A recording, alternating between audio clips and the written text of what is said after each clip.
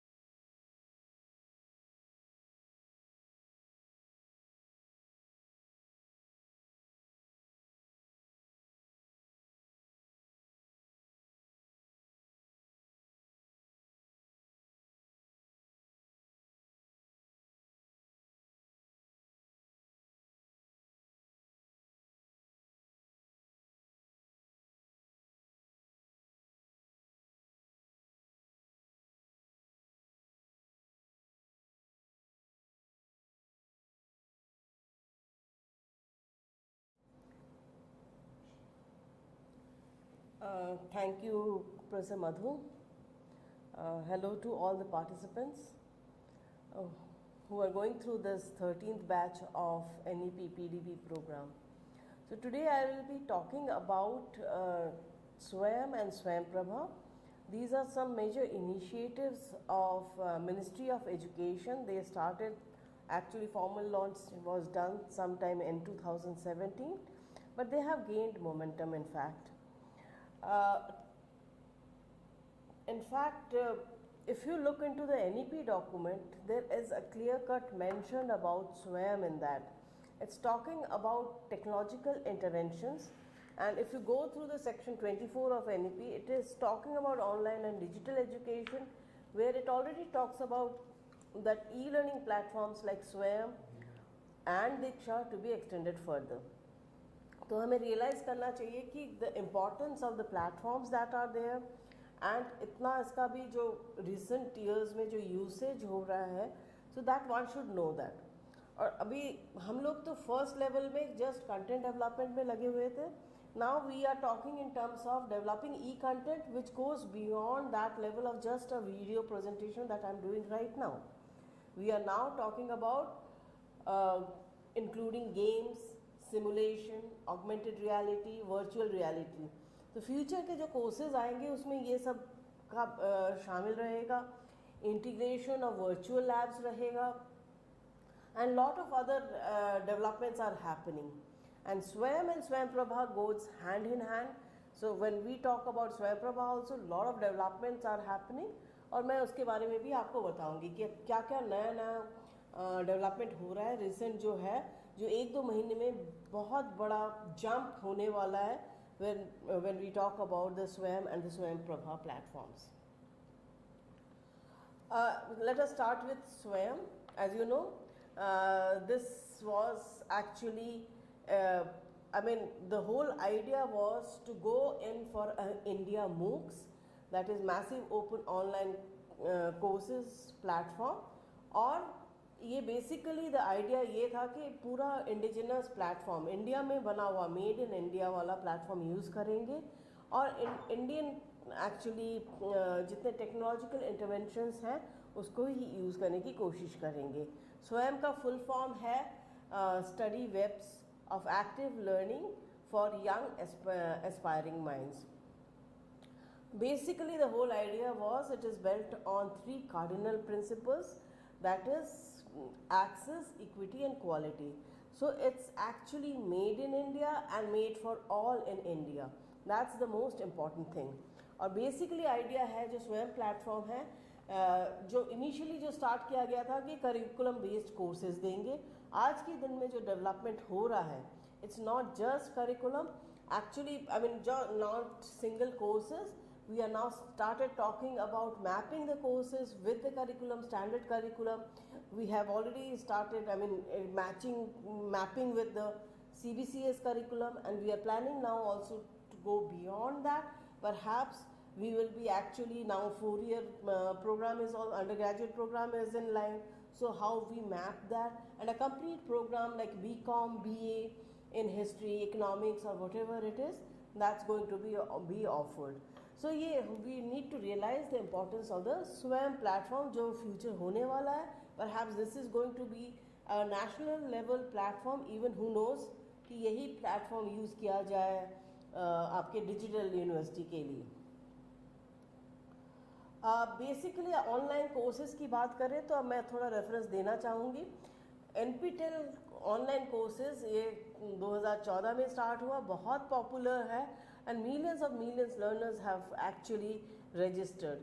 So ये basically IITs, it's a consortium of IITs who got together, and I mean we have 7 IITs and in fact IISc Bangalore who got together to develop online courses.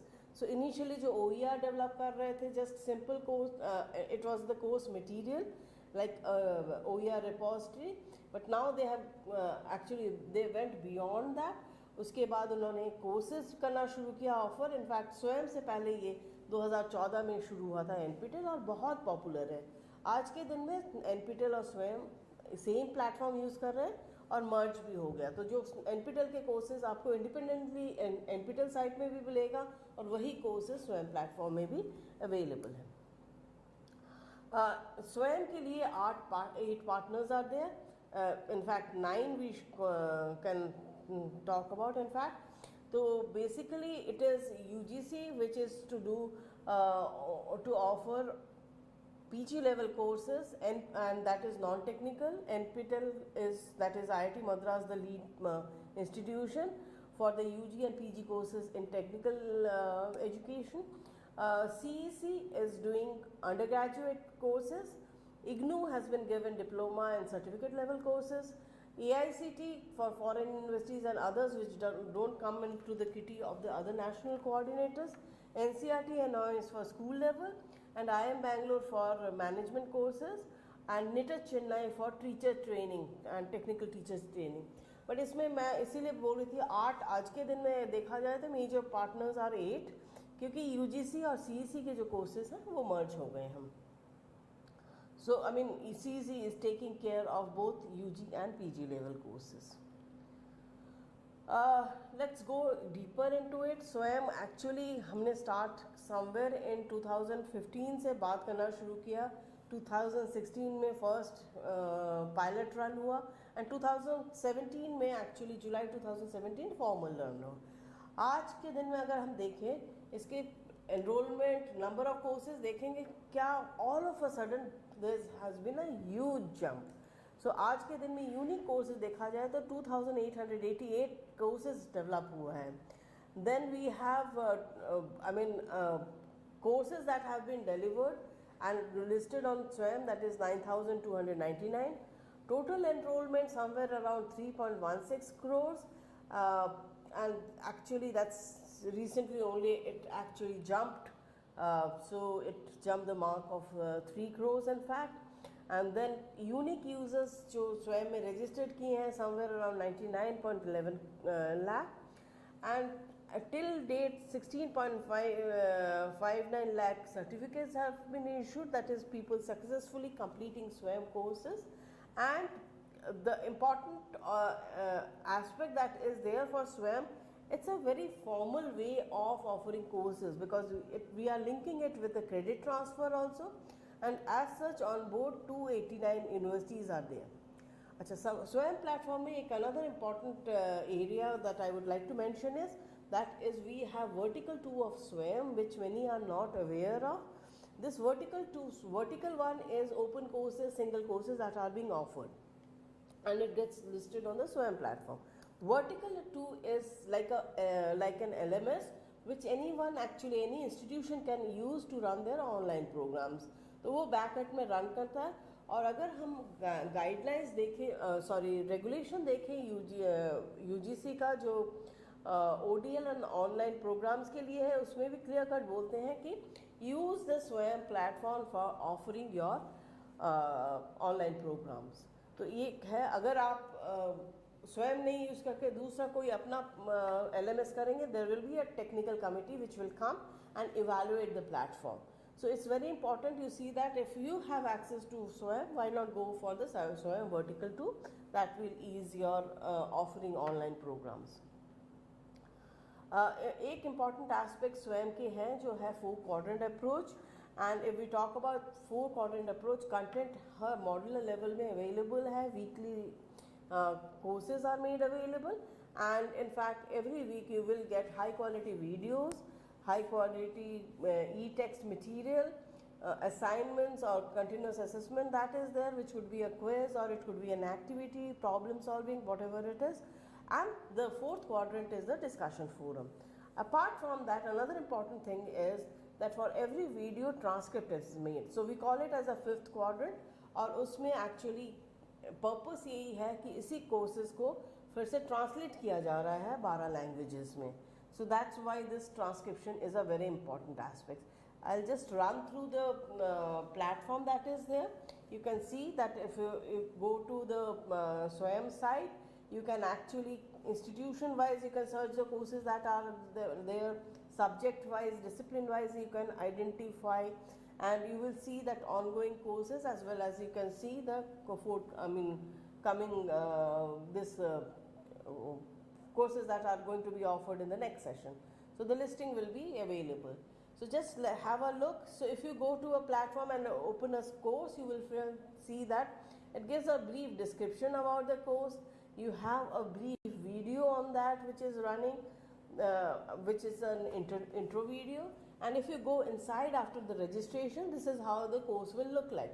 And if you see that all the weeks has been distributed, and we have actually you see a course introduction there, you have a intro video of 2 minutes to 2 to 5 minutes, details about the course coordinator is offering, and weekly offering also details are provided. If you look into the lesson plan that is run on the Swayam platform, important thing is the content part, which will include your videos, multimedia e-content, it could be animations, rich with animation, graphics, all those things. Textual handouts could be available, e-texts are available, many are providing e-books also, or it could be linked to some reading material which is open access reading material. Then the second important aspect is the activities. It could be assignments, discussion forum, so where actually a participation is expected from the learner. Then we have practical assignments and any other things that can be put in. And the third aspect, major important aspect, is the assessment part. Now on Swayam we have two types of assessment. One is the continuous assessment and second one is the term and assessment. So if you learner goes through the continuous assessment, can just go through it, but if someone wants credits to be earned, then has to go through the examination process, give a term and examination, then only certification will be provided. So for a certification, student needs to get your both marks for the continuous assessment, clear the continuous assessment as well as the term and examination. This is how the course looks like. For instance, in IGNOU case, we have the video embedded in that, and when we go for the translation, you will see that these courses are now being translated into 12 languages. I'll talk about it later. So you get the transcript as well as the courses in that different languages, the videos in different languages in the site itself. This is, for instance, a week's operation, material that is on offer, and you get the reading material that we have actually embedded our course material in that. So talking about translation, these are the 12 languages, and in fact all the course coordinators have been asked to get their courses translated. So national coordinators have been given funding by the ministry, and also parallelly IIT Madras, IIIT Hyderabad and many other institutions are working towards translating the course material in fact. So machine translation is where one area where work is on in fact, and AICT is in a big way talking about even speech to speech translation. So we will get the videos, not just the simply the transcript translated with the subtitling. It will get actually speech to speech translation happening in future. Talking about certification, it actually based on the curriculum based requirements which are approved by UGC and AICT regulations, and based on that a learner has to clear both the continuous assessment and the term and examination to get the certificate. So exams are for this are conducted by National Testing Agency, and then based on clearing they get the standard this thing.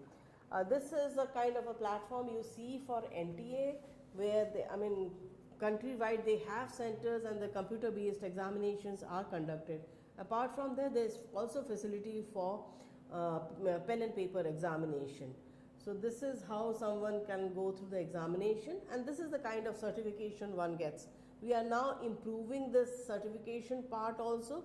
Perhaps in future you may get actually blockchain based certification also happening. If you look into the importance of the courses that are being earned through Swayam, the most important part is there is a facility of credit transfer. Credit transfer का facility स्वयं courses में आपको मिलेगा, और इसका 2 बार actually notification आया है. Recent वाला 2021 में आया है, which talks about actually that a student can in a semester take 40% of the courses from Swayam and can ask for credit transfer. That's a very important aspect of your Swayam courses, and this actually formalizes offering of the online courses on Swayam platform. So the credit mobility that is brought in fact that's very important, and the most important part is जो credit आप स्वयं से earn कर रहे हो, maybe future में यही credits आपका academic bank of credits में भी जाएगा. तो students actually in fact in future can ask for all the credits which gets accumulated through the Swayam courses that can be actually reflected on their academic bank of credits, और उसके बाद they can ask for credit transfer. So which will in fact in future enable multiple exit, multiple entry, where actually you integrate with the curriculum the Swayam courses also. So I think as faculty, as administrators, it's important. आप लोगों को देखना चाहिए कि कैसे आप curriculum में Swayam courses को integrate करें. That's very important responsibility, I think, that needs to be looked into. Now I will move on to the Swayam Prabha. So another major project that also was launched in fact it was piloted in 2016, but formal launch happened in July 2017. 17. Basically, the whole idea of Swayam Prabha, and another important thing is Swayam and Swayam Prabha go hand in hand. That's very important that you should understand. So, what is Swayam Prabha? Swayam Prabha kya hai? It is actually based on the GSAT 15 satellite that has been given, in which 2 transponders were given, and this are used actually for distributing to 34 channels of Swayam Prabha right now. इसका formal launch जैसे मैंने बोला था 2017 में हुआ था.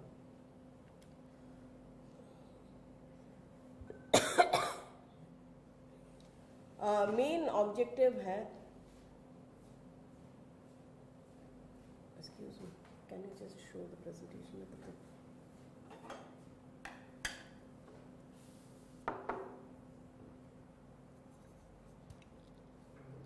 खाली presentation दिखाना.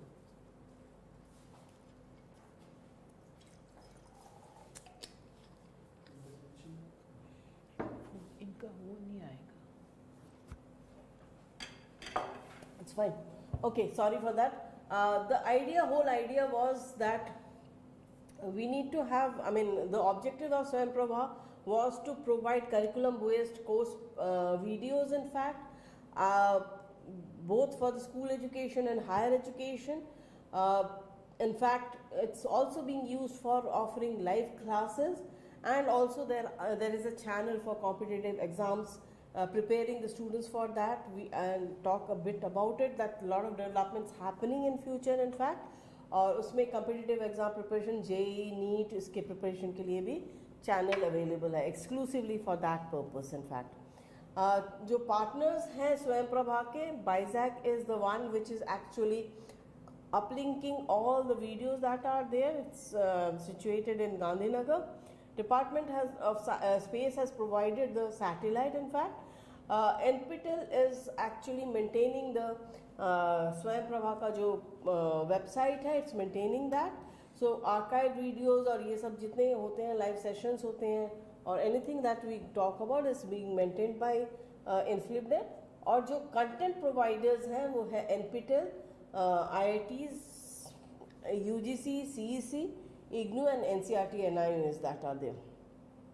अगर हम देखें कि चैनल का डिस्ट्रीब्यूशन कैसा है, उसमें IITs NPTEL कोर्सेज के लिए 6 चैनल है, UGC CEC के लिए 11 channels, IGNOU has 4 channels, IIT PAL 1 channel. Earlier it used to be in fact 3 channels, specifically for physics, chemistry, mathematics, and then they have actually further now they have clubbed together in 1 channel. And school education के लिए earlier there used to be 1 or 2 channels. अभी इसके बाद क्या हुआ, जो development है इसको 12 चैनल कर दिया गया PM विद्या के अंडर. और PM विद्या का जो idea is actually for every class there should be a specific channel. So class 1 से class 12 तक के लिए ये channels provide किया गया.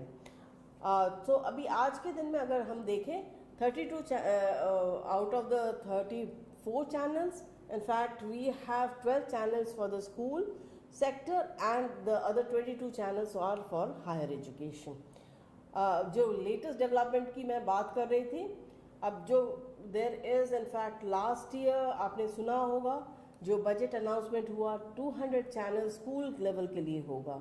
So हर class हर state को cover करके हर language को cover करके ये 200 channel they are ready now. So which means that it frees out our 12 channel जो है school का. तो स्वयं प्रभा के अंडर आज के दिन में जो है ये 34 channels बन जाएंगे. Apart from that there is a big plan. This will be now extended to 80 channels और उसमें 20 channels आपका examination competitive exam preparation के लिए होगा और 60 channels come exclusively for higher education. That's the development. Just wait for the announcement. Abhi I think within a month you will hear about it, and actually there is a plan that from very soon you will be actually by end of this month you will be hearing about 200 channels of school level and 80 channels of higher education made available. जो स्वयं प्रभा के channels हैं basically it was meant for DD free dish. तो तो आपके पास अगर DD free dish available है, just you have to pay somewhere around 1500 और उसके बाद इट्स फ्री टू एयर है, so which means you do monthly कुछ देना पड़ेगा नहीं, खाली जो इन्वेस्टमेंट है सेट टॉप बॉक्स के लिए 1500 में आपको लेना है. Apart from that it's already available on Dish TV, Jio TV and all archival videos are available on YouTube. So हर दिन का जो चैनल होता है चैनल के जो वीडियोज होते हैं जिसमें आपको 4 से 6 घंटा फ्रेश कंटेंट मिलता है, उसके बाद वो रिपीट होता है, वही कंटेंट आपको आर्काइव्ड यूट्यूब में भी मिल जाएगा. तो by chance if you miss out a live session और a new session that is there on the television, you can check with the YouTube और वहाँ देख सकते हैं. Apart from that it's available on the mobile app of Swayam Prabha mobile app, that's available, that's maintained by INFLIBNET. तो उससे भी आप इसको एक्सेस कर सकते हैं. Bit about the portal feature जो स्वयं प्रभा का है, उसमें एक्चुअली क्या क्या मिलेगा आपको, उसका प्रोग्राम शेड्यूल हर चैनल का मिलेगा, आपको फीडबैक मैकेनिज्म प्रोवाइड करते हैं, अगर कुछ आपको you have to put in, it's available. Search and browse interface is there. You can search through subjects, you can search through all kinds of metadata for finding out the videos of your requirement. And archival videos जैसे मैंने बोला था उसके भी पूरे listing है, and you can actually it will take you to the YouTube channel where it is available. Her channel के लिए एक YouTube channel है जहाँ से आप access archival videos देख सकते हैं. दिस इज़ द वेबसाइट इस, और आप देखिए इसमें IIT ऑनलाइन क्लासेस रेगुलरली चल रहा है. तो if you look into this portal you will find the live sessions that are running, and it actually bifurcates into higher education and school education. So channels को भी distribute कर दिया है. But जैसे मैंने बोला अभी there is going to be a huge development that we will have 200 channels under the PM E-Vidya और स्वयं Prabha channel exclusively for higher education रहेगा. उसमें around 80 channels जिसका 20 channels आपका होगा preparation of competitive examination, and other 60 channels will be curriculum based channels for almost all the disciplines of higher education. So यही आपका future में है. एक interesting हमने experiment किया था स्वयं प्रभा में IGNOU के तरफ से. What we had done is from January 2006 actually last year live sessions conduct करना शुरू किया रीजनल लैंग्वेजेस में, और आज के दिन में 4000 से ऊपर आपके लाइव सेशंस 13 लैंग्वेजेस में अवेलेबल है specifically for BA courses. It could be economics, history, so जितना CBCS curriculum based courses we are talking about under the BA programme that's available, और ये सब आर्काइव्ड भी अवेलेबल यूट्यूब चैनल्स में मिल जाएंगे आपको. अपार्ट फ्रॉम दैट हमारा जो MBA प्रोग्राम है ऑनलाइन IGNOU का, वो भी उसके भी videos made available, and every day we have 4 hours of live sessions for the MBA program also, and many other programs are in the pipelines which will be also made available. और जैसे आप देख रहे हैं स्वयं प्रभा में हम लोग लाइव सेशंस NEP FDP के लिए भी कर रहे हैं. So continuously we are doing it every week, for I think 5 to 6 sessions that are being held. To conclude, I would like to say, because many of you are teachers, many are administrators, I think a lot of developments are happening, but most important thing is videos तो खूब बन रहे हैं, but वो videos का जो content है it should be engaging content, just like a lecture and a presentation will not do. तो फ्यूचर में ये देखना आपको ज़रूरी है कि एक इम्पॉर्टेंट इंस्ट्रक्शनल डिज़ाइन कॉन्सेप्ट्स को भी ध्यान में रखिए एंड एंगेजिंग कंटेंट बनाइए. उसमें लर्निंग आउटकम्स क्लियर कट होना चाहिए. जो भी वीडियोस आप स्वयं के लिए ये बना रहे हैं या स्वयं प्रभा के लिए, तो it's very important that you have a learning outcomes in place. Design the learn content from the learners perspective. Best classroom practices जो है you just try to bring forth how you can do, how you can make it interactive. I have been seeing some challenges that are there, but interactivity is very important. How you engage your learners, give them activities if it is possible on the live sessions as well as on the recorded sessions, that's very important. content is king. We talk about it, but what content goes into it, that's important. So you should be actually using a lot of animations, simulations appropriately. It's not that you make everything animated or anything just like that. You have to make it, that's very important. If you can build in hands-on experience, so it could be some kind of a tutorial kind of a thing also built on, and they can practice, they can give a pause onto the video and do a practice and come back and revert back, answer some quizzes or something like that. Try to do that. Language should be easy, and in fact make it easy for the learners. It should be in a smaller chunks. Concepts should be distributed accordingly, and speak the learner's language. Language should be, the communication that is making, it's very important. And it's a very important, another important thing is before you just run the program, whether you talk about the Swayam courses or the videos that you do, reviewing is very important. Take expert opinion and finalize your content accordingly. So these are some of the important things I wanted to talk about in Swayam and Swayam Prabha, and I will be happy to take your questions right now. Thank you.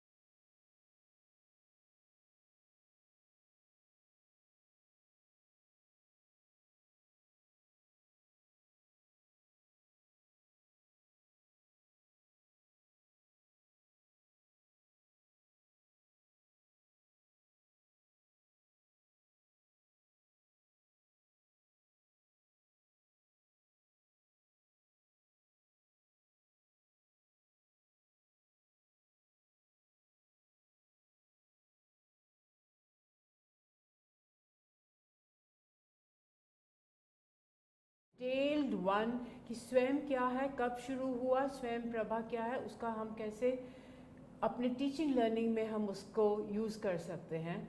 The best part was, as all of you will agree with me, is that her excellent PowerPoint designs and the presentation. So that is one good thing.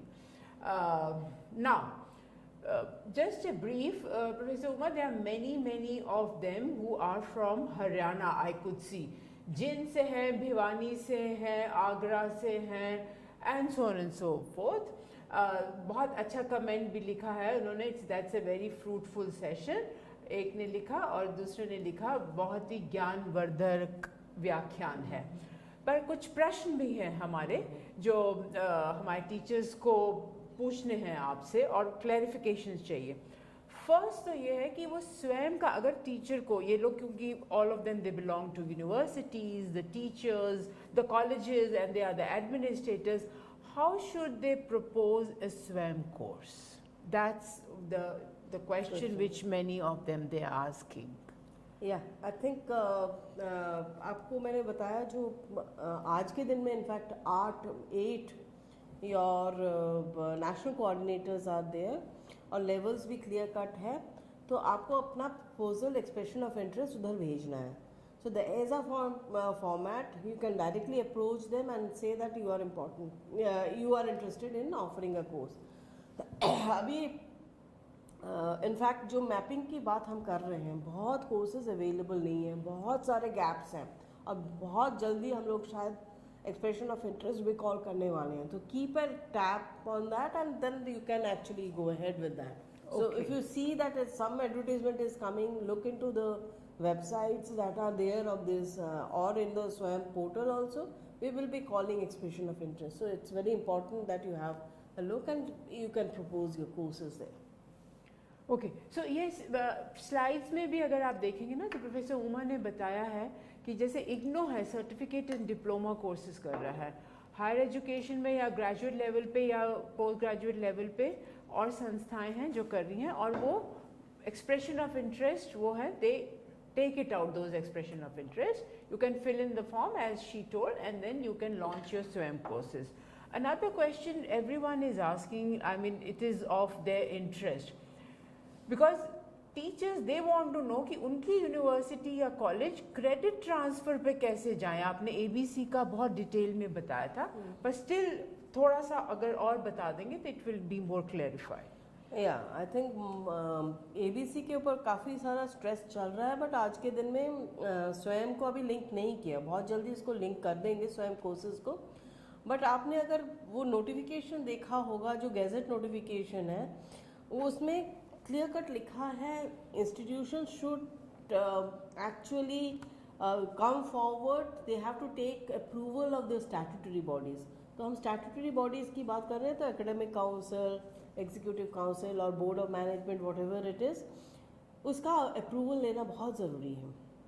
उसके बाद faculty level में जो board of studies होते हैं, उनका important है कि आपको देखना है आपके करिकुलम में वो मैच करता है क्या नहीं है. तो you have to actually see कहाँ कौन से कोर्सेज अवेलेबल है जिसको आप लिंक कर सकते हैं. आज के दिन में क्या हो रहा है, काफ़ी सारे इंस्टीट्यूशंस आ रहे हैं जो they identify and asking their students directly to register on a particular SWAYAM course, and the credit transfer is automatically happening from there. So जो certificate निकलता है स्वयं से वही they consider for towards their degree program. So this is one way. The other way is students भी कुछ course करके directly आ जाते हैं एंड पूछते हैं कि हमारा जो क्रेडिट है इसको आप मर्ज कीजिए. इंस्टीट्यूशंस को बोल रहे हैं कि हमें इसका भी बेनिफिट दीजिए and make it part and parcel of the degree programme that I am doing it.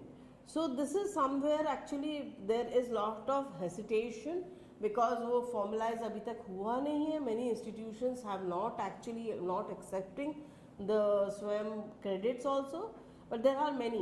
As I mentioned, 298 universities are already on board. So that same manner, I think it's you have to have. In fact, if we talk about multiple entry or exit, or if you talk about multidisciplinarity, I think ये दो concept के तरफ से जो NEP में mention किया है, it's very important you consider the courses that are available on SWAYAM so that you can include it into your curriculum. So जो एक तो set curriculum आपका UGC दे देता है, उसके बाद आप लोग you design it for your institution. So इसमें यह देखिए कि कुछ provision 40% आप कर दीजिए जो स्वयं के courses ले सकते हैं. You can review the courses which fits in your requirement and provide that. So I think these are two aspects that needs to be worked on. And future में in fact ABC में भी आपको student को बोलना पड़ेगा register करें, so that whatever credits they are earning from the SWAYAM also gets accrued in their account in ABC. IGNOU has already done it, like you did it the ABC, बहुत अच्छे से किया है. So can you just explain कि कोई university ABC में कैसे करे, पोर्टल पे जाए, फिर उसके बाद 1 or 2 3 steps होंगे उसके. So if you can just explain to them, तो teachers क्या है ना अपने management को या अपने seniors को बता के वो लोग भी universities में ये ABC कर सकते हैं. Yeah, I think there has been a great push from the ministry and from UGC also, asking all institutions to be on board. And UGC का notification भी आया था. They have given the guidelines also. और first part is कि ABC में register करना. I think many institutions are already on the ABC portal. They have registered. The next step is to register their students. There are two ways of doing it. One way is you actually ask your students to join in. So ask them each and every student to do it. The other way could be आप DigiLocker में अगर उनका account है या कुछ है, या आप पूरा डिटेल दे दीजिए जो स्टूडेंट रजिस्ट्रेशन है एंड डिजीलॉकर टीम से बात कीजिए and at the back and they will do all the entry, include your students in that and ABC ID is created. Next step है ABC ID बन गया students का. अब उनका क्रेडिट्स कैसे आप काउंट करोगे, तो उसके लिए आपके जितने सर्टिफिकेट्स हैं उसको अपलोड करना है डिजीलॉकर में. डिजीलॉकर से वो ऑटोमेटिकली रिफ्लेक्ट होगा, बट जस्ट सर्टिफिकेट करने से नहीं होगा, क्रेडिट पॉइंट्स देना इम्पॉर्टेंट है. तो हर कोर्स का क्रेडिट पॉइंट्स CGPA और ये सब कैलकुलेट करके डालना है, then only it will be reflecting on the ABC portal. So it's a long run, but I think you need to get in touch with the DigiLocker team and they will help you out. They will do the hand holding and get you on board. Yes, as Professor Umar said कि हर university को, हर college को अब ये वाला digit locker को इस्तेमाल करना पड़ेगा और ABC पोर्टल पे जाना पड़ेगा, रजिस्टर करना पड़ेगा, so that students get benefited, क्योंकि मिनिस्ट्री बहुत ज़्यादा इसके ऊपर, as again I repeat, she said, ministry is emphasising a lot. Another question which they have asked कि आपने vertical 2 की बात की थी, स्वयं की जब बात की थी, तो vertical 2 में can these teachers go directly or they have to go through certain processes, procedures? Yeah. So vertical 2, I think it's a institution level registration has to be done. So institution, it's not individual students, I mean teachers going ahead and working on vertical 2. So institution has to approach the team, Swayam team, which will actually create account for the institution, and then they can actually, upload their courses on the Swayam vertical 2 portal. In fact, और वो difference यहाँ ये है कि आपका all courses in one go, in one platform, you get everything integrated.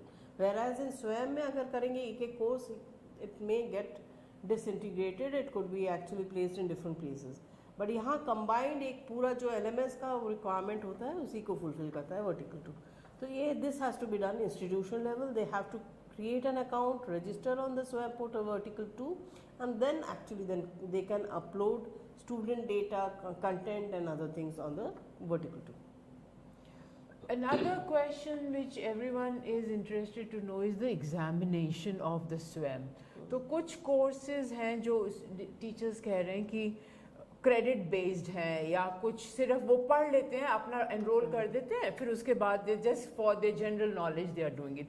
वो थोड़ा सा अगर आप एक्सप्लेन कर दें तो.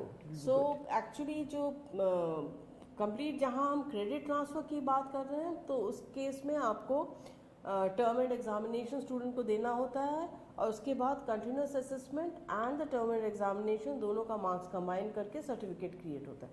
तो सर्टिफिकेट वो and the credit also earn in that course is actually reflected. But there are some courses which actually it's not necessary. I mean you can issue these are non-credit courses and you can issue there is no, it's just for the learning or actually improving or awareness building. These type of courses students can just join in. They can do the continuous assessment part of it, and they get a certificate of participation. So that's the basic difference. So it's up to the institution which are offering online courses on Swayam to take a call what they want to just offer as a awareness course, or they want to offer it as a formal course for the credit transfer. So these are the two ways, and that's the difference you have for the non-credit courses and credit courses. और ये सारे क्या computer based हैं exam की centre पे जाके इनको करने पड़ेंगे? जो कुछ कोर्सेज जो हैं depends on the course coordinator, they can take a call. Mostly people prefer for computer based examination, CBT based जो होता है testing. But there are some humanities, social sciences courses जहाँ कहते हैं कि it's better we give them that pen and paper examination. So in that case they can actually go for that, and like a normal examination, 3-hour examination. मतलब centre पे जाना पड़ेगा. But there is actually ministry is insisting, because that is a cumbersome process and you miss out on the online part of it. Okay. So it's now they are saying ministry, no, make it all CBT. अच्छा. Okay, so future में ये तो initially लोगों को on board करने के लिए दिया गया था facility. In future you may not have pen and paper, which will be completely your online course.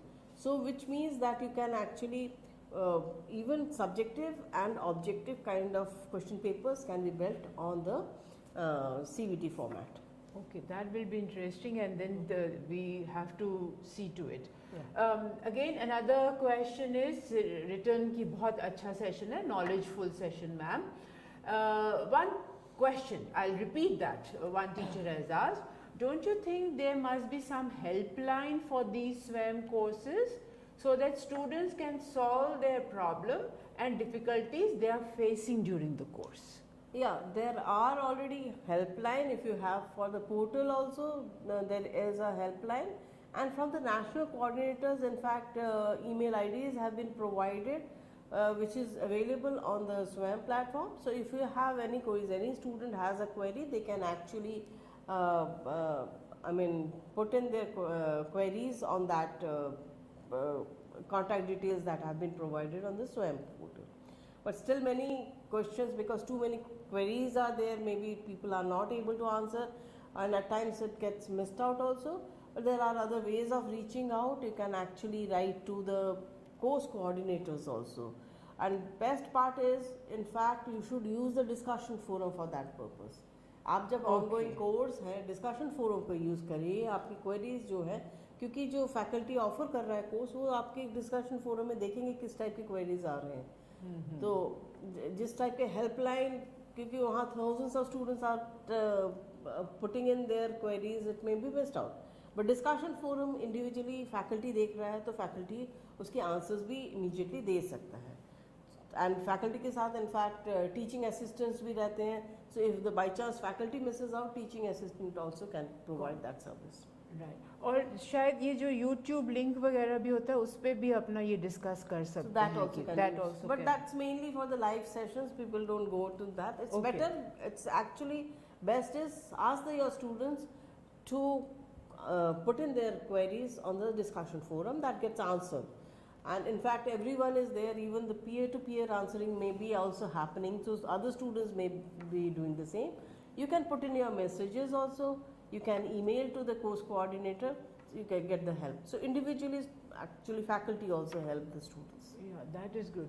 So just a good thing that we have teachers from Assam, we have teachers from Gujarat also. So now coming to few questions from the Swayam Prabha.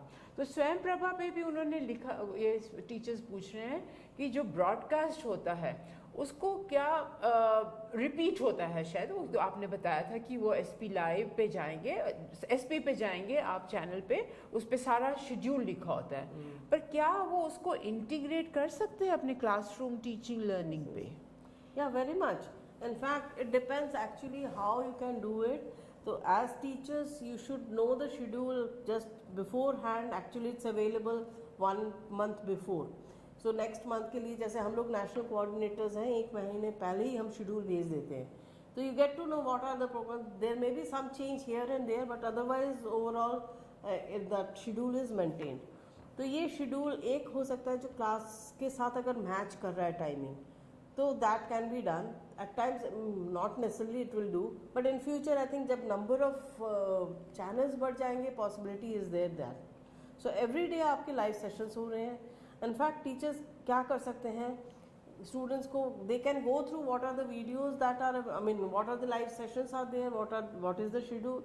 Ask the students to go through those videos, and then in the next day they have a discussion. That could be other possibility.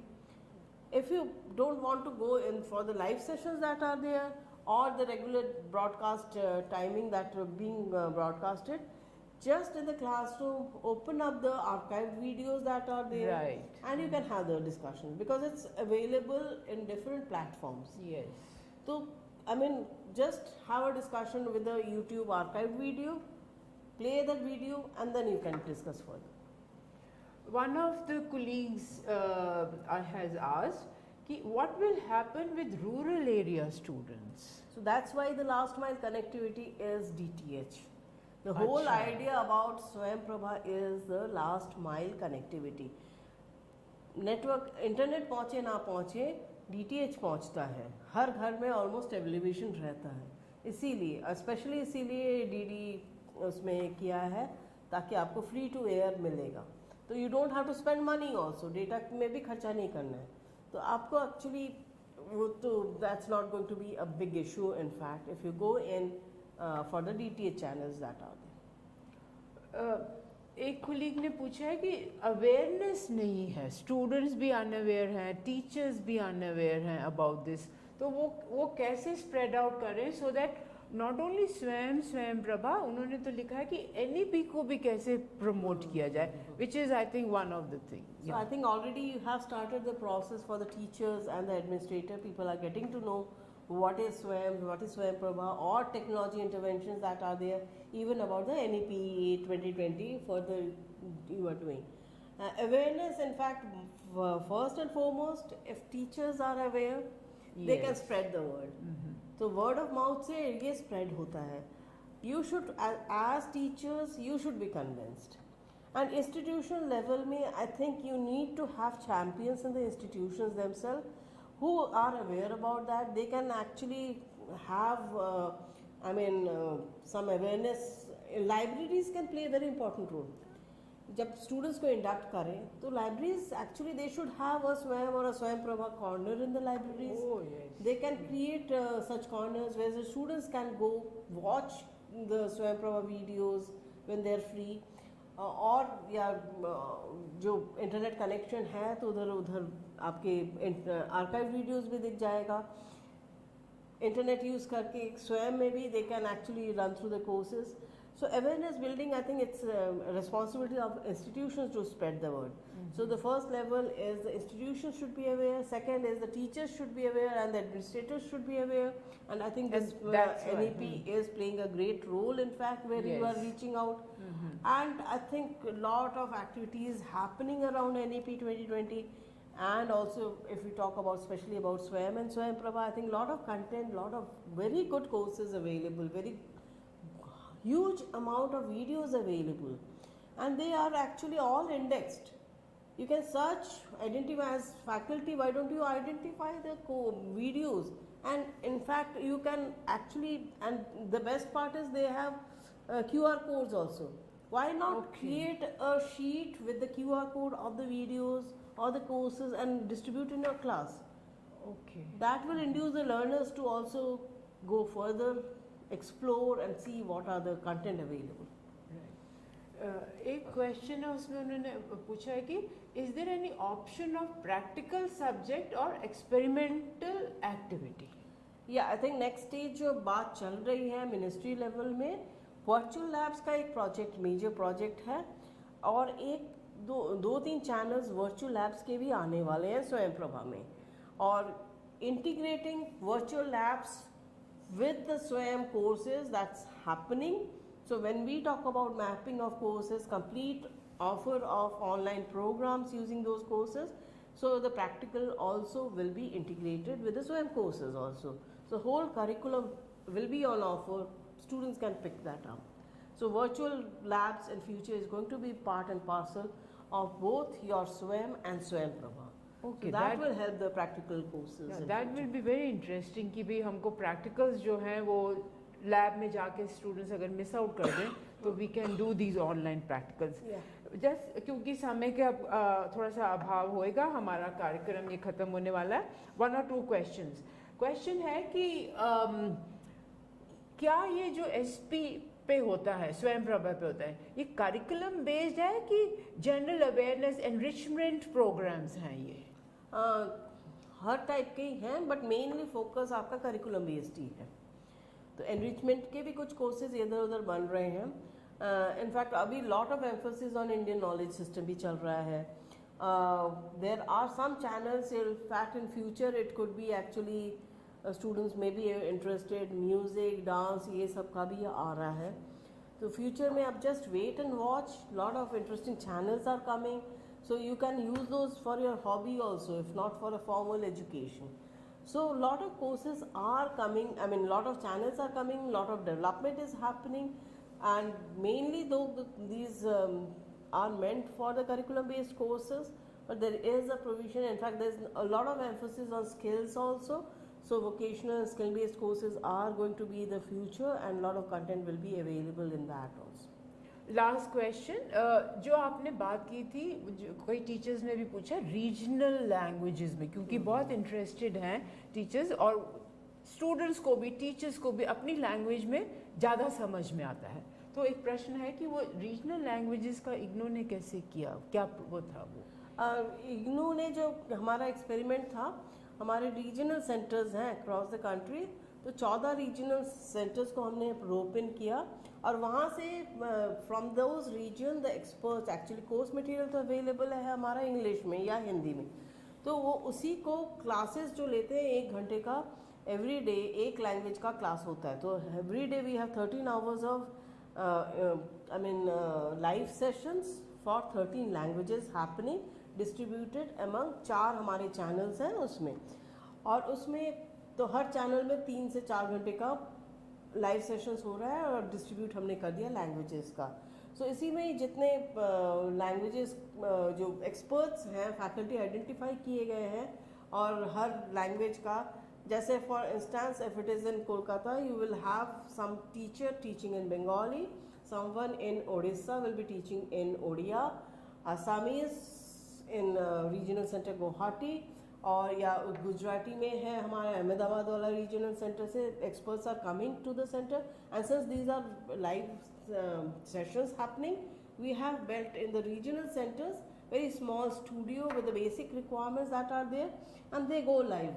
And in fact lot of tools are available as faculty also. You can, anyone can actually use lot of open source tools that are there and can broadcast their things, because many are already doing it on YouTube. They are going live.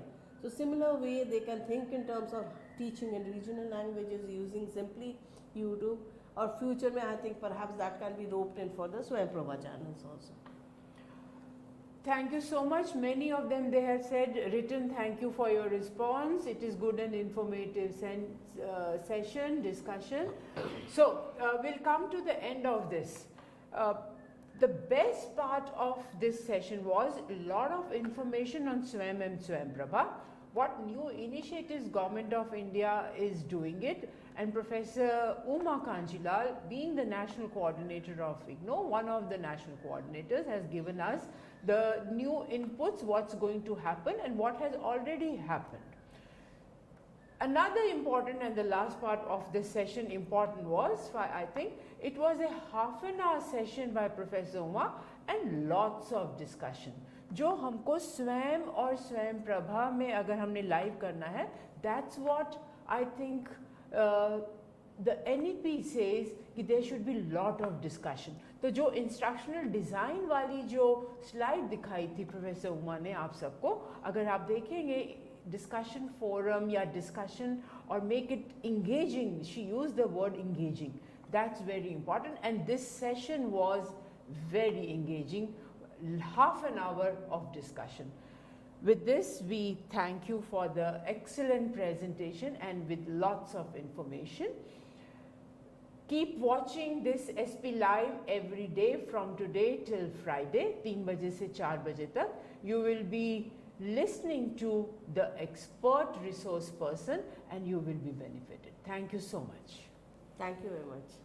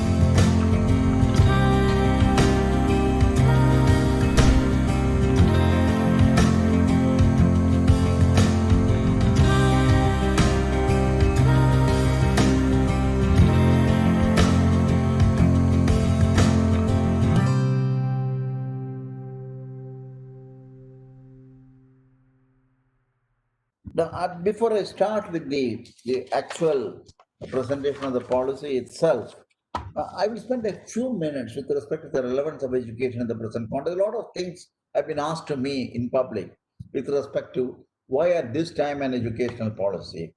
What kind of relevance does it have in the context of India and the context of the global developments? And always you have to articulate some aspects of it. Of course, first we all recognize there's more than 3 decades since we had the last one, and there are several developments that have happened. India, of course, will have the highest population of young people in the world over the next decade, and we recognize that nearly 50% of the population will be below 35 years of age, aspiring for high quality education. This democratic dividend certainly has to be taken advantage of. I don't think we have discussed it in several platforms. We have debated it, and certainly this is a direction and aspiration for the country which we have to realize. Globalization and demands of a knowledge economy and knowledge society call for emphasis on the need for acquisition of new skills by learners on a regular basis for them to learn how to learn and become lifelong learners, a critical consideration to be addressed appropriately. And that is where this education policy certainly has focused on. Changes in knowledge landscape, especially science and technology, I'm going to have to say here, with advances in big data analytics, machine learning, artificial intelligence, all demand skilled workforce involving mathematics, computer sciences, data science, as well as multidisciplinary abilities across the sciences, social sciences, and humanities. The education of future need to be reconfigured in order to meet the goals of the global education development agenda. We are a part of that. The goal 4 of the Sustainable Development Goals 4 of 2030 that seeks to ensure inclusion and equitable quality education and promote lifelong learning for opportunities for all. So this is broadly just to give it kind of a flavor of the kind of consideration probably the people who matter in terms of defining when to come out with a policy thought about. Now, how did we go about? A little bit of that also is of interest for the audience here. The process, of course, was that we had the members of the policy committee with the government set it up. And then we had a members of a drafting committee. We thought that besides the policy framing, we also need to bring it up in a way in which it can be presented. We had a special drafting committee. It had members of the policy committee also. And then we had a set of members, experts, who provided a kind of a technical secretariat support for doing this. And not to be satisfied with it, this is where I have my own strong views. The question of being independently evaluated with respect to the type of presentation we are making, ideas that we have created, and the strategy we have crafted. We put certain peer reviewers, people who are away from the policy formulation, who are very well aware of the kind of educational system, the academic system this country over the years, and therefore competent enough to give us very vital inputs about the first level of drafting this policy. So there were peer reviewers here. Discussions and consultation, we went through a very, even though this particular policy was initially having a basis of previous policy document, in fact, 4 years of work, very intense work had gone through in the formulation of this policy earlier itself. Documentation from downward, consultations were there, submissions from individuals and groups were there. So there was the previous Honorable Minister of Education. We had also the TSR Subramaniam Committee and many others. So we had many things to fall back on. The question was to review them, to adopt them, and to see where we need to move extra efforts. And that is where we saw that discussions and consultations with the different stakeholders, including organizations, institutions, and individuals. We had quite a number of inputs which were new, which had very unique in terms of things which were not earlier presented or considered for discussion. And of course, when everything was ready and when we made an initial presentation to the ministry, they felt that ultimately to go into the public domain is a national, very important national document. We need to get the public responses of what they are in for the future of education. We got more than 2.5 lakh responses from both from the school and the college education, higher education point of view. So that was another major thing. We went through a consultation with the state educational authorities, including in many of the states, we had also consultation with the state ministers. And then we had a review, so that when the policy was in the near final stages, the number of reviews were conducted by the Honorable Prime Minister himself. In fact, he went through every aspect of the policy and every items of the policy, and he wanted to make sure that there is a level of pragmatism and the ability to carry this forward in the implementation domain. So this is one of the important things that the Honorable Prime Minister, he came out with several interesting suggestions also, I should mention. So that is the other part of it. And finally, we got the cabinet approval on the 29th of July 2020. Immediately following that, for a number of measures, the first and foremost was to make sure that there is a very intense familiarization process for this. So major conferences with chancellors, vice chancellors, directors of higher education institutions, other high-level functionaries were convened. These are meetings convened by UGC and Ministry of Education and addressed by Honorable Prime Minister and His Excellency the President of India. So these were kind of things that were also carried. This also underscored the importance at the highest level that they attach to the policy. And now we are in the stages, and I will say at the end of my talk a little bit about how the concerned agencies and the ministry is moving towards the implementation. Now, to just give a framework for the policy provides an integrated and flexible approach to education. It has kept the interconnectedness, the various phases of education in mind, and how the same will enable continuity, coherence, and processes to ultimately realize an end-to-end educational roadmap for the country. An articulation of a broad view of education encompassing the holistic development with special emphasis on kindling of the creative potential of each individual in its richness and complexity has grown increasingly popular in the recent years, several domains of discussions. The policy thus aims to have it aims at the development of the 21st century skills. I don't have to re-emphasize what these 21st century skills are here for the students while giving them the flexibility in making choices consistent with the dynamics of a knowledge society. Before we go straight into the higher education and go into the details of the same, a little bit about the connection between the school education and the higher education. We do recognize, all of us, and the policy does so, the interconnectedness of the various phases of education. I mentioned it earlier. School education is of intrinsic importance, there's no question. How a student experiences the schooling phase of education could have a significant influence on those subsequently pursue higher education, including professional and vocational, besides, of course, helping to lay the foundation for lifelong learning. So keeping this in mind, I'm trying to first put the overall policy element, the element that is gone into the policy as a part of the academic side, not just on the governance and other areas. We have the early childhood care and education, home education, Anganwadis and preschools.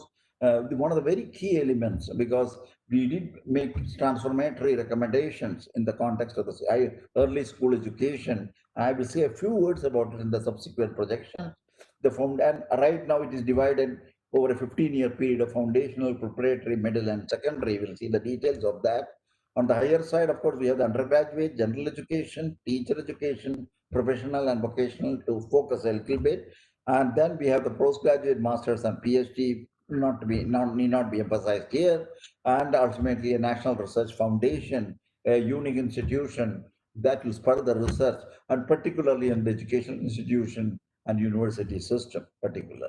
And then, of course, we have areas like lifelong learning, adult education, and many other areas that have been also including the use of technology for education. These are all part and part. So this is just the broad elements of the policy which you have touched upon in the policy. And I will, of course, as requested, I will try to concentrate on the higher education, but not before saying a few words about the kind of thing that we have thought about in bringing the school education to a new domain. The extent 10 plus 2 structure is what the early school education will be. It will be modified with a new pedagogical and curricular restructuring of 5 plus 3 plus 3 plus 4 covering the ages 3 to 18. I have shown it here in terms of 4 levels. The foundational level where the policy, this is the education starts, unlike at 6 years, now it starts at 3 years.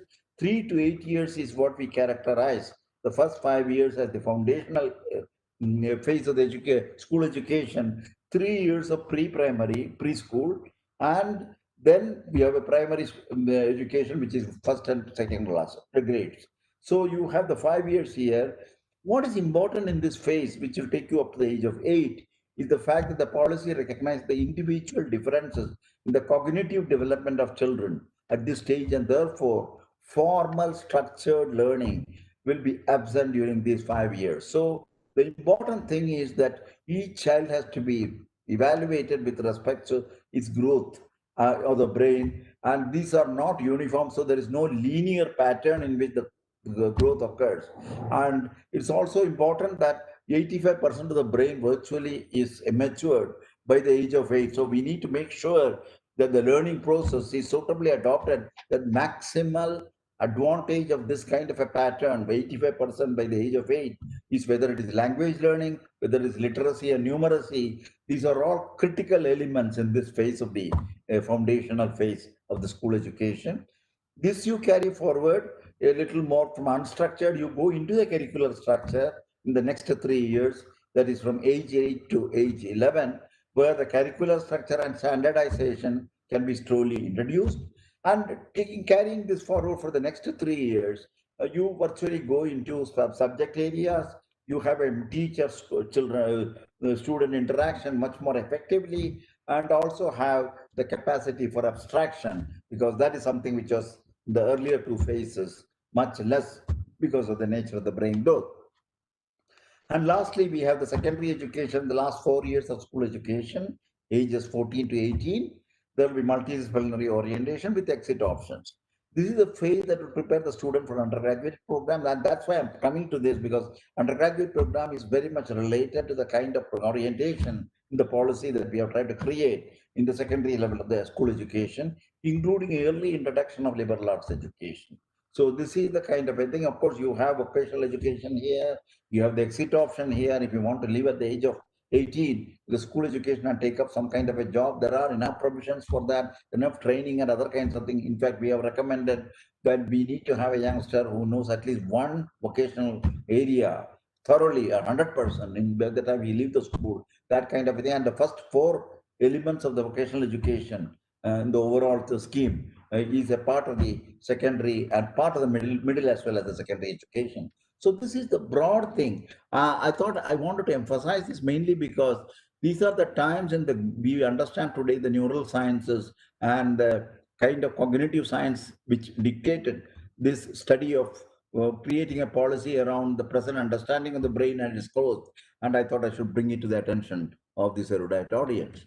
And this is just to give you an idea of a brain, how critical it is to make sure that we make use of the brain and its stimulation, the early phase of the child's growth. And one can see very clearly the cognitive stimulation, what it does to the brain, to a case where such a simulation has not occurred. We can very clearly see the temporal lobes, how different they are in terms of its growth and maturity, and which essentially means how much you take advantage of the pattern of the brain growth in terms of the learning process and also the teaching process. Now, having said all this with respect to the school education, we move over to the undergraduate education, part of the higher education. What the policy does is to promote a holistic. We have made a broad approach which is holistic and multidisciplinary at the undergraduate level. And this is something which is not new to this audience, and especially I don't know IIT Delhi's some of the very early efforts in the context of holistic and multidisciplinary education. They generate more imagination and creativity in the student to ensure their all-rounded development. And of course, the concept which we today turn as a liberal education, which is really multidisciplinary and holistic, is an age-old idea in the Indian context. I don't have to say this again. The Banabhatta's Kadambari, which is considered a person was recognized as truly educated when he mastered the 64 kalas encompassing music, dance, painting, culture, languages, and in addition to subjects such as science, engineering, and mathematics, as well as vocational subjects. Liberal education explores the remarkable relationships that exist among the sciences and humanities, mathematics and arts, medicine and physics, etc., and more generally, the surprising unity of all fields of human endeavor.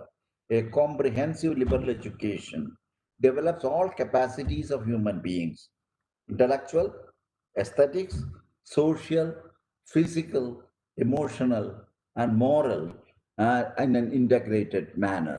So, this is the approach, and this is the one we have tried to translate into the policy as a crucial step to lead India into the 21st century. The fourth industrial revolution, multidisciplinary education is central. Even engineering schools, I know IITs following this, in this case, will move towards more holistic multidisciplinary education with more arts and humanities. While arts and humanities students will have to learn more science, while all will try to make an effort to incorporate more vocational subjects and soft skills.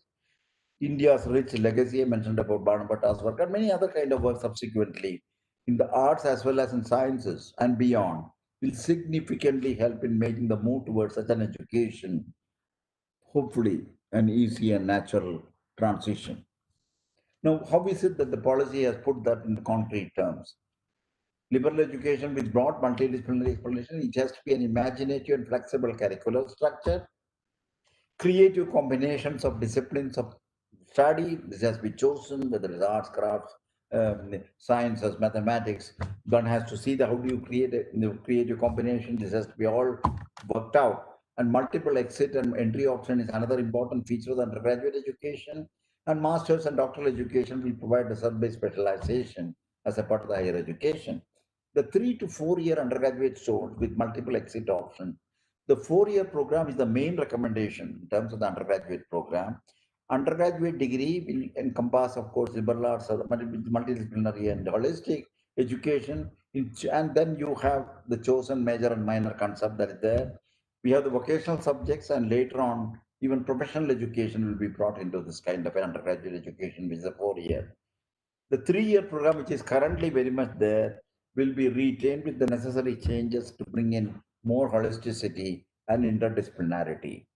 Both the 3 and 4 year programs lead to a degree with honors with research work. So that is another thing that one. So there is a provision for research work in the undergraduate program, which prepare on one side it really enriches the youngster, on the other side we certainly have a better preparation for the higher education, and ultimately exit provision does exist with a 2 year diploma in the with a 2 year diploma at the end of 2 years of undergraduate, and a 1 year certificate at the end of the first year of the undergraduate education. These are all drawn in a way in which there is enough provision for the person when he exits, he will have an appropriate kind of a professional career which can be chosen.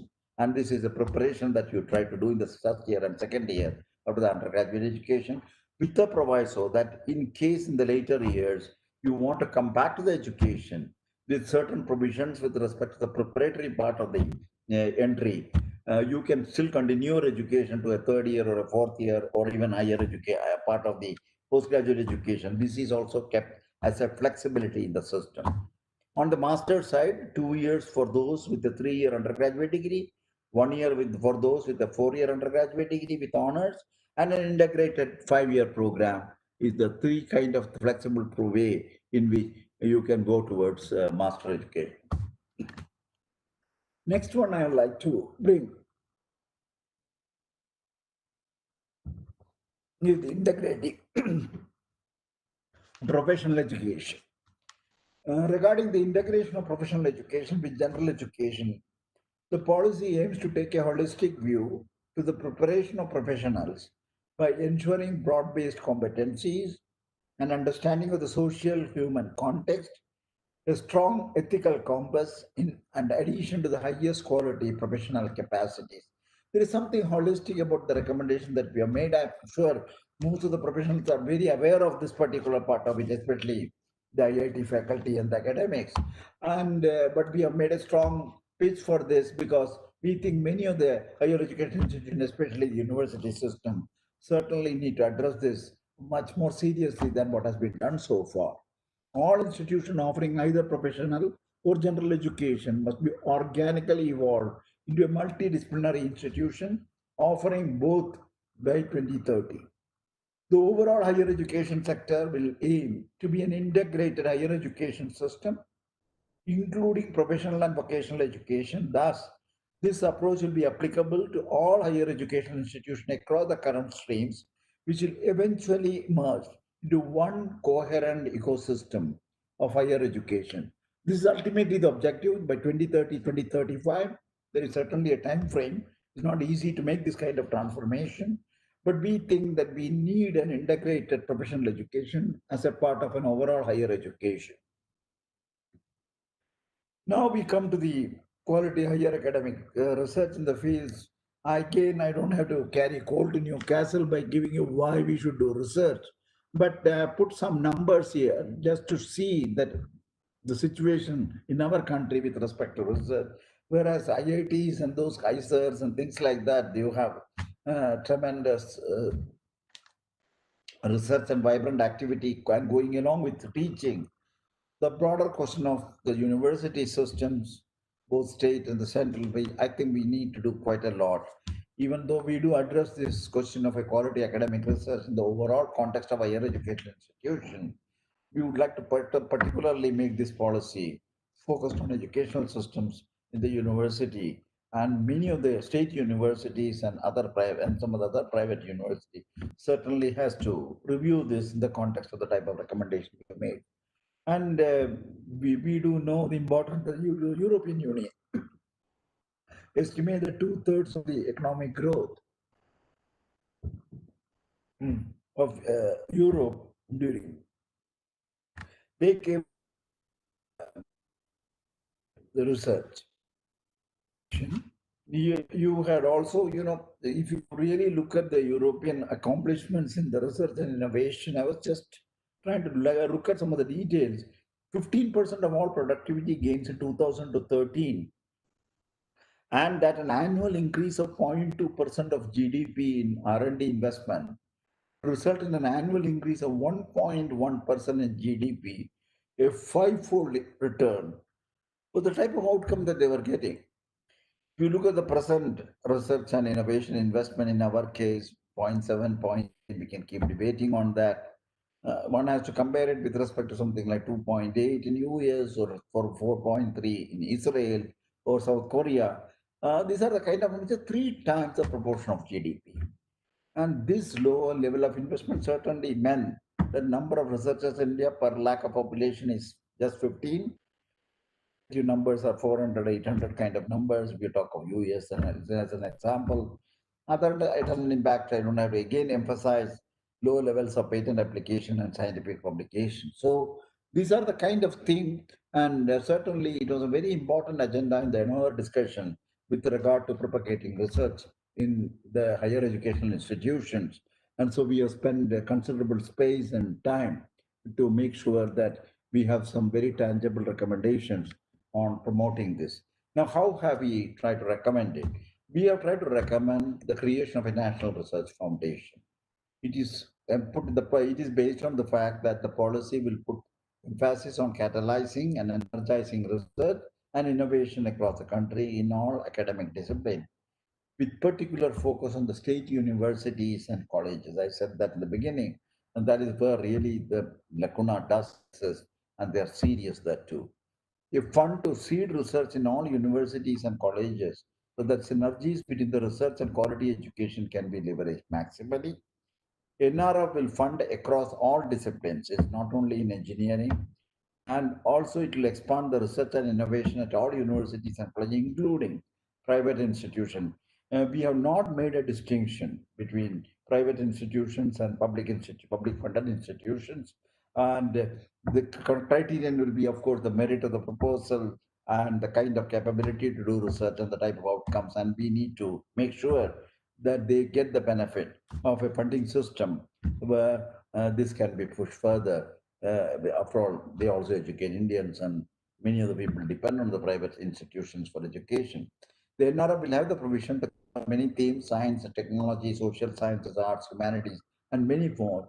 In the scope, of course, everybody understands funding research through a competitive peer review process, building research capacity at academic institutions across the country through mentorship. There are very specific recommendations we have made regarding the mentorship, the type of bringing in people who are veterans of research, who are at this time available for guiding research in these kind of institutions, who can spend some time doing research, guiding research, and also establishing the capability to conduct research in these kind of institutions, and then create the beneficial linkages between researchers, academy, everybody talks about this, and disseminating research through seminars, which is the other aspect of doing research. So these are the kind of things. This is just to give a little brief summary, a snapshot of the kind of thought that we have put into the National Research Foundation. We think this needs to be established, and this is also going to be. We had, of course, in our mind things like the National Research Foundation of USA.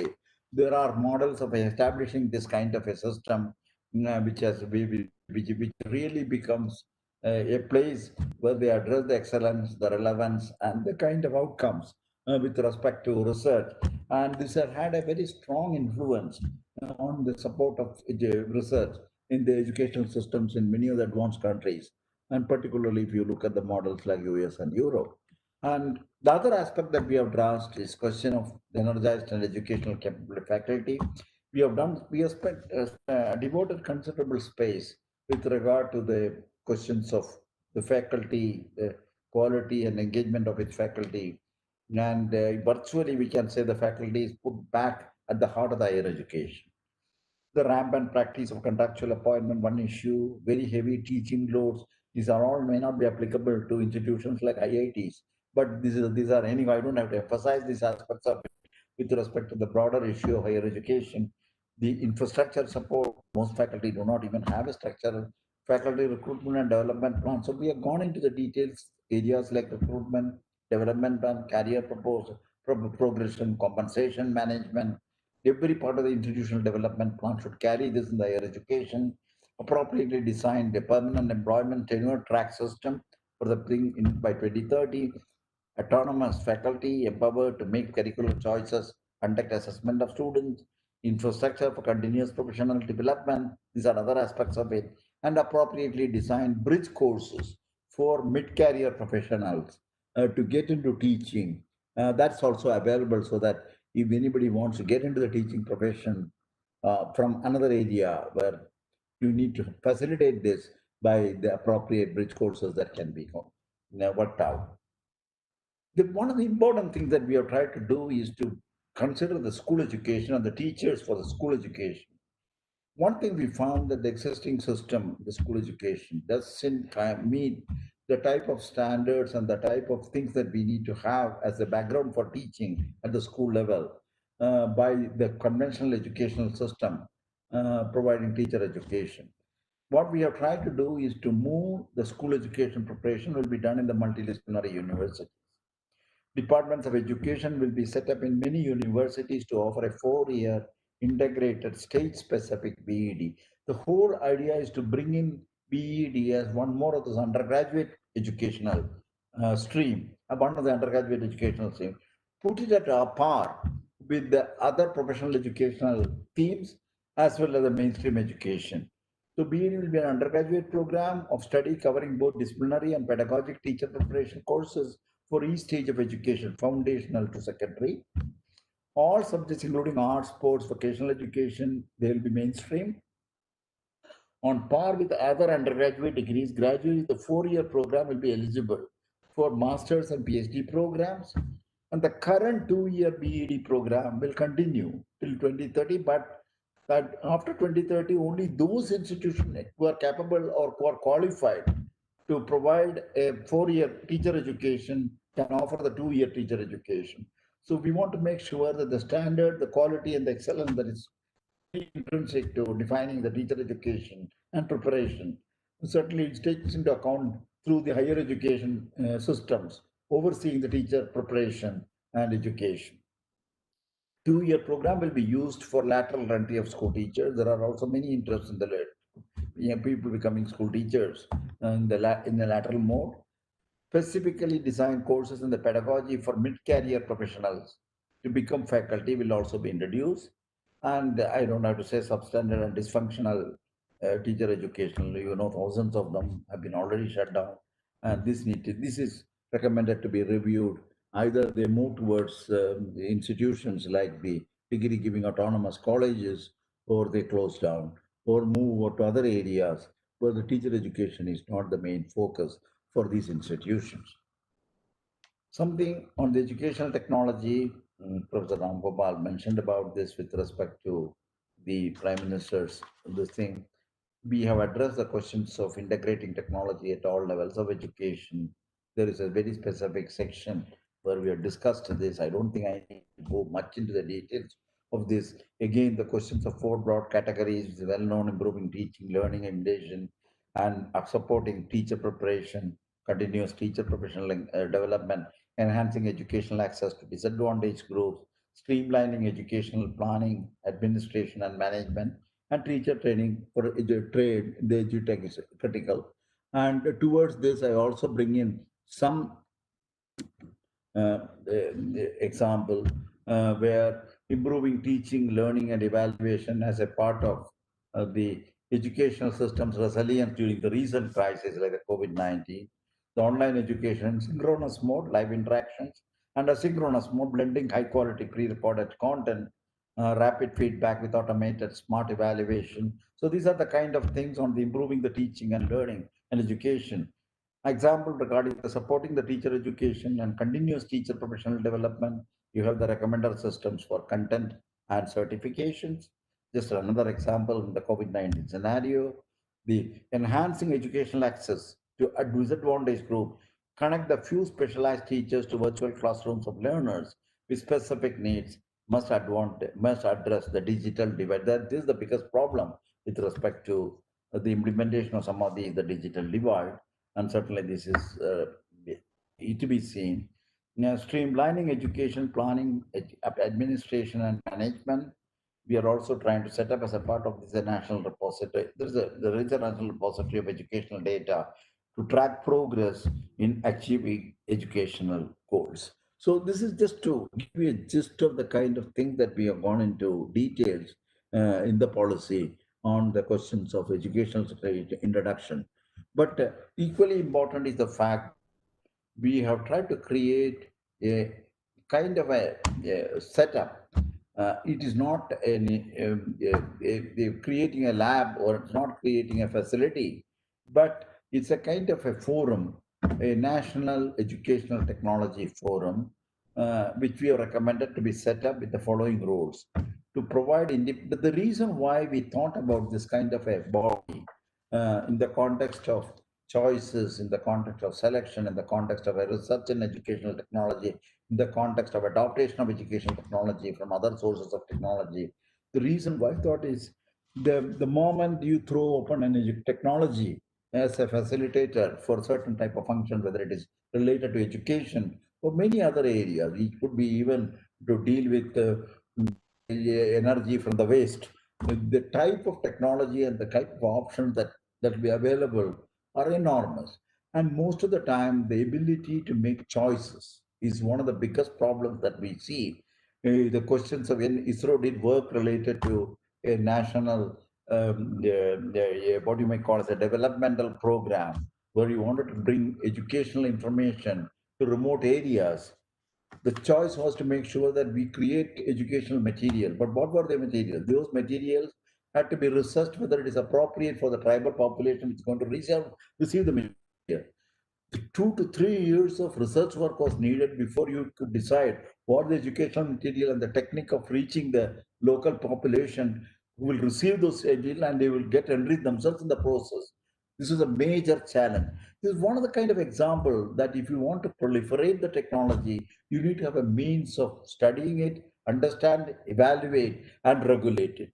That is the idea that National Educational Technology Forum that we have to set up to provide an independent evidence-based as advice to state and governments on adoption of technology-based interventions, to build intellectual and institutional capacities in educational technology, to envision strategic thrust in areas of technology domain, and to promote education in them among educational institutions, and to articulate new directions of research and innovation, the use of technology for improving educational. We would assume that these kind of things, also the actual activities on research and things, will be carried out by the Department of Education, which will come up in the higher educational institution, at least some of the higher educational institution. So the National Educational Technology Forum will maintain a regular inflow of authentic data from multiple sources, including the educational technology innovators and practitioners, particularly at the grassroots level.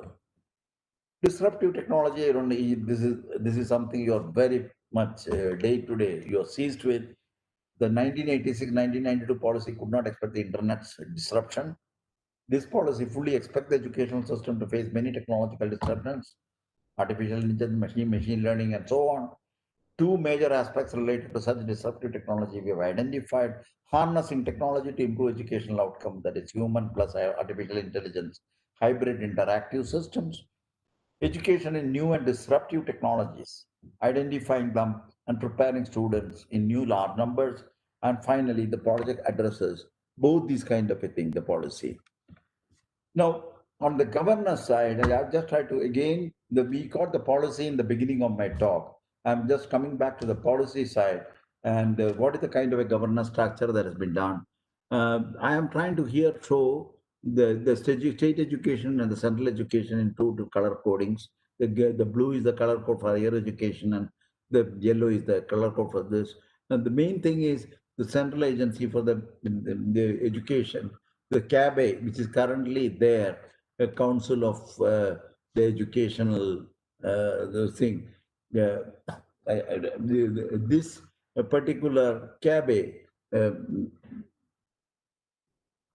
the Central Advisory Board of Education, is now in this policy, they have elevated to the level that they will oversee the overall administration, governance, and evaluation of how the policy is going to work at the from the central level, and also to make fine tuning or midterm corrections if needed, and virtually becomes a kind of a kind of a reviewer and evaluator, and also a recommender with respect to the changes needed in the context of the higher education. So this is the system which is adopting the Central Advisory Board and making it more empowered. Then we have an Higher Educational Commission of India, which is what is recommended to be set it up as the highest body on the higher educational commissions. As a part of the governance, you have the four major verticals that are there under the HECI. One is academic and standard setting, which can be the PS, the professional standard setting bodies, and so on. That G is the General Education Council, the National Council of Technical Education, the All India Council of Technical, the medical. Ultimately, they will all come under the PS, the professional standard setting bodies, under the academic and standard setting. And on the academic side, you have, of course, the National Higher Energy Qualification Framework for Higher Education. And then you have the second one, which is regulation, the National Higher Educational Regulatory Body. And then you have accreditation, National Accreditation, this is the council. Then you have the funding, Higher Educational Grants Council. So these are the four verticals under a Higher Educational Commission of India. This is what is recommended. And of course, the education provision will continue to be given by the autonomous institutions and other types of institutions which are a part of the higher education or school education. So this is the kind of a structure, broad structure, that we have tried to evolve with respect to the governance of the educational system, and with this clear delineation of the higher education part of it. Important about this is the fact that empowered governance and autonomy of higher education. This is something which I don't think that this need to be much discussed when a place like IIT or IAC, but it's good to know that this is one of the things that had can't be enough concern while they were debating on the subject with several of the experts in this area. The recognizes the effective governance and leadership is the key to creation of a culture of excellence in the innovation of higher educational institutions. All the higher educational institutions in the next 15 years will become autonomous, self-governing entities through a system of graded accreditation or graded autonomy. With appropriate data accreditation, such institutions shall establish a board of governors consisting of highly qualified and competent individuals with proven capabilities and a strong sense of commitment, something which we need to do for many of the higher education institutions in this country. The board of governors will be empowered to govern the institution free of any external interference. Something everybody talks about it. This is something very explicitly made clear in the policy. Make all appointments, including that of the head of the institution, and take all decisions regarding the governors. The board of governors will be responsible and accountable to the stakeholders through transparent self-disclosures of the relevant thing. The board of governors to develop a strategic institutional development. These are all there in many of the institutions, long term, medium term, 5 years, or short term, 1 to 3 years, based on the institution can develop educational and research outcome, parameters for quality and capacity, improve organizational and financial and human resource development plan to assess the progress. So this is just to give you a flavor of what we have recommended in the empowered governance and autonomy of the higher education. So the most important aspect is the fact that we have strongly recommended the autonomy on the governance, on the academics, as also on the finances. Now, what is the kind of way forward before I conclude the thing? There are several things I did mention in the beginning of my talk that there has been one of the most important steps that was taken immediately after the government took decision on accepting this recommendation with necessary inputs from public domain and other sources is the fact that once they knew that there were a number of presentations, there were a number of discussions, there were a number of seminars and other kinds of interactive systems and both Honorable Prime Minister and Honorable President were involved in many of these. I don't have to say that here. Many of you were there as a part of that particular thing. So there is quite a lot that has happened in terms of sensitizing the policy in its role, but certainly there are many things which continue to be inquired about, seek clarification about, and not every some of them will come forward only when you try to do these things. You start getting a feel of the issues, and that is where I said about the midterm correction or fine tuning or better clarification or change of strategy. This will be a part and parcel of this, but by and large, I find that this is understood by many of the policymakers and implementation the related responsible people. The MOE itself has done an action plan. Now they have done it. I understand. They have, because I'm telling this both this part of it more from the input that I received rather than trying to be a part of it. But I want to say that the MOE has certainly provided a good action plan, which they have worked it out, which has got something like 100 and they have taken the higher education policy section. They have looked at the various policies items. They have converted them into identified action plans, and 181 activities have been identified with the time frame that it needs to do this under 16 broad themes. This is what they have tried to do. We need to do this. There's a continuous churning of these ideas, and some discussions are going on this. The UGC on its own has been also organizing conclaves for discussions on this particular thing. And then there have been a lot of the outreach of the policy to different segments of the governance systems of the country, both the central and the state, has been another major feature of the recent efforts in trying to make sure that the policy is read, understood, and then come out with suitable strategies of implementation which are applicable, because there are the local issues also. One has to keep it in mind. There is a broad strategy that we need to have for the country, for the policy to be translated into the next step of implementation, and also specifics with respect to the local conditions or the regional conditions and things of that kind, which is more than just the policy. It has got finances, it has got the resources, human resource, and many other things. So this is something on which work will be done. But the fact I would like to emphasize is, and you know this again because you are a part of a system which is implementing it, that this work is in the forward, in the movement. And I cannot but conclude with the statement that, as I said in the beginning, I think this is a very unique policy. It has its own challenges to implement. But I think what is important and what is reassuring for some of us is the fact that many elements of this has been done in some form or other by institutions. And I mentioned about the IIT Delhi because of its pioneering role in areas like multidisciplinarity and approach of science, technology, and policy, society, or more recently, with respect to humanity and social sciences to be integrated into the undergraduate education. So these are things on which it is not that these are all totally new because of the policy, but there is much more. That has been done through the various actions and directions and visions of various leaders and institutions of this country.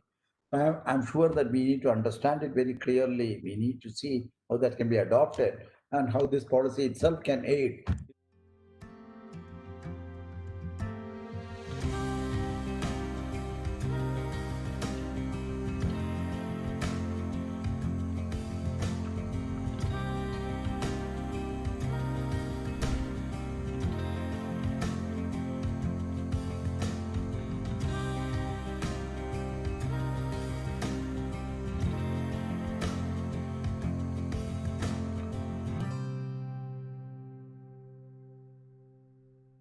My name is K. Ramachandran. Currently, I work at Senior Advisor, Unit for International Cooperation, National Institute of Educational Planning and Administration, New Delhi. The topic I have today is importance of policy in education and the fundamental principles guiding the National Education Policy 2020. Let me take the first part. What is the importance of a policy in the field of education? A policy normally gives a direction for education development in the country, say, for the next 10 years, next 20 years, and so on. Policy sets a vision. For instance, the National Policy on Education 2020 envisions an education system rooted in Indian ethos that contributes directly to transforming India into an equitable, vibrant knowledge society by providing quality education to all, thereby making India a knowledge superpower. That is the overall vision. So a policy provides a vision based on which we can formulate programmatic interventions to fulfill the vision, at the same time also to meet the education sector development programs in the country. The National Education Policy 2020 has certain fundamental principles guiding it. Number one, for instance, the policy seeks to recognize, identify, and foster the unique capabilities of each student so that we can nurture and foster her or his holistic development. The term holistic development is very important. I'll come back to that later. The second term, which is very important for all of us, is the term flexibility. The NEP 2020 envisages flexibility in paths of learning, in choice of programs and courses, so that the education can be tuned to the interest and talent of each student. So this is the second principle guiding the policy. The third principle is what we call honoring student diversity. India is a country of tremendous diversity. in terms of socio-economic status, in terms of culture, in terms of language, and so on. And therefore, the kind of students we get also would be of tremendous diversity. Many of them could be at the undergraduate, postgraduate level, first generation learners. How do we honor this diversity? Let me get back to the term holistic development. What do we mean by this term, holistic education? It simply means an education program that would help develop all capacities of human beings. For example, intellectual development or intellectual capacities, physical capacities, social development, emotional development, aesthetic development, ethical practices, and moral development, all in an integrative form. To have this integrated approach, therefore, will require exposure of students to or building capacities across variety of disciplines like arts, humanities, social sciences, natural sciences, vocational education, performing and visual arts, and so on. That would be what you call a multidisciplinary education approach. So to promote holistic development in the higher education sector, two quick actions. Number one, moving higher education institutions into large multidisciplinary institutions. And the word large is also important. In India, we have a large number of standalone institutions with the enrollment, in many cases, less than 1,000 and even less than 500. How do we move these single stream higher education institutions to a multidisciplinary institution? That becomes a transformative initiative, number one, for us.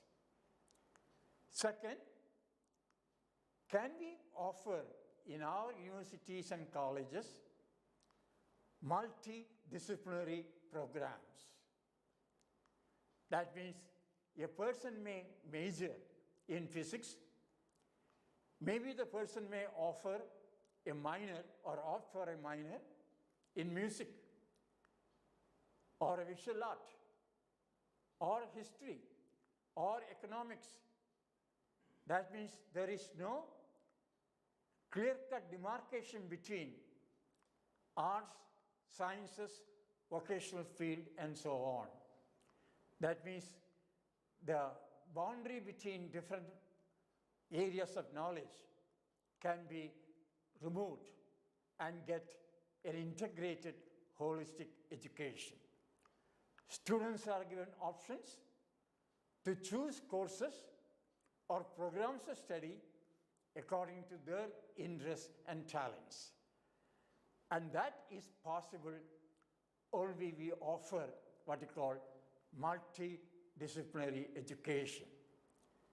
Gradually, all undergraduate programs in the country will move towards a multidisciplinary education approach, including those related to professional education, vocational education, and so on. So therefore, many of these professional, technical, and vocational education programs also will have this approach, what we call a multidisciplinary approach to education. So this is a transformative initiative we envisage through the implementation of the National Education Policy 2020. Third, the National Education Policy 2020 envisages what we call institutional restructuring and consolidation. What do we mean by this? All higher education institutions in the country would be categorized into three groups. Number one, those which are referred to research intensive university. They will offer high quality research programs in addition to high quality teaching. That means the focus will be on both high quality research and teaching.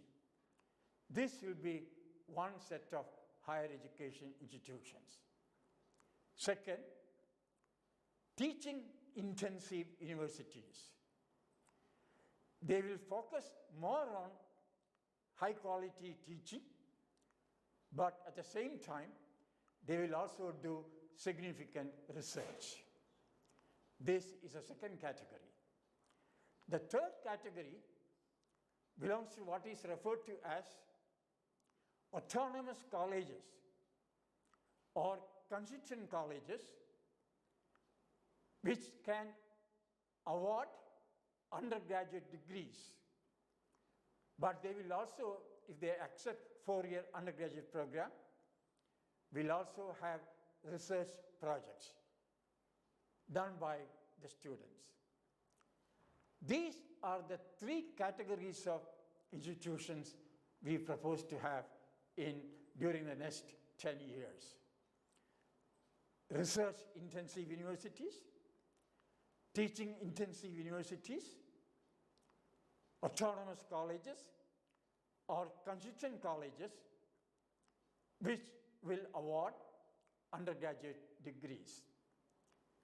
Gradually through this, the affiliating system followed by the current universities will go away. It means many of them would become the colleges affiliated now, would become what is referred to as autonomous colleges or constituent colleges, which would be an integral part of the university. So this is what we call institutional restructuring and consolidation.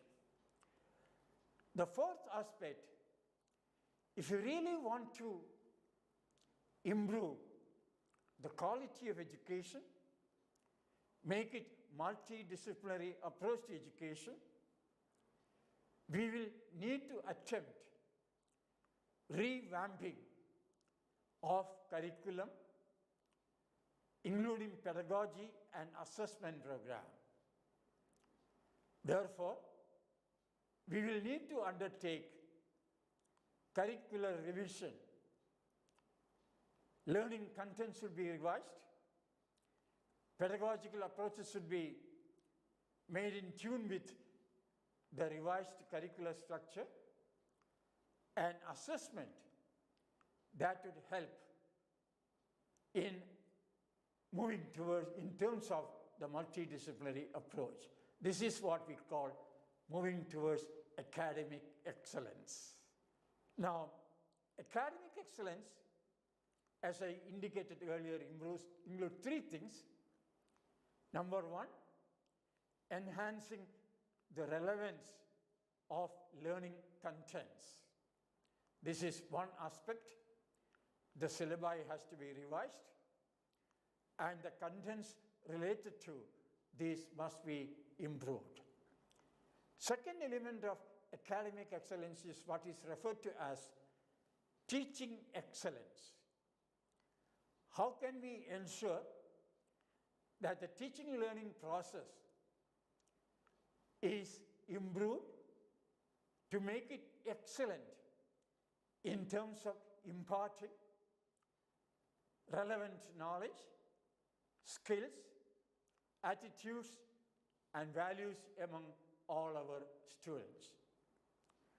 Third element of academic excellence is, as I indicated earlier, improving the assessment methodologies, and procedures. The policy talks about 3 approaches to assessment.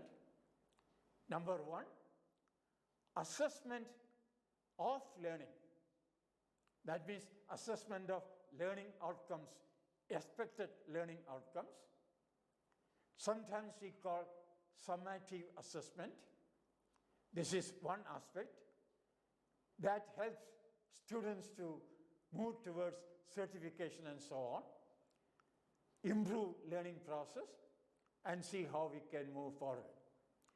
The second element is what we call assessment for learning. Teachers assess learning to improve their own teaching methodologies, instructional strategies, pace, styles, and so on. This is essentially what is referred to as formative assessment. In fact, the emphasis now will be more and more on formative assessment. The next element is what we call assessment as learning. After assessment, students have what we call self-assessment strategy. Can they make self-corrections?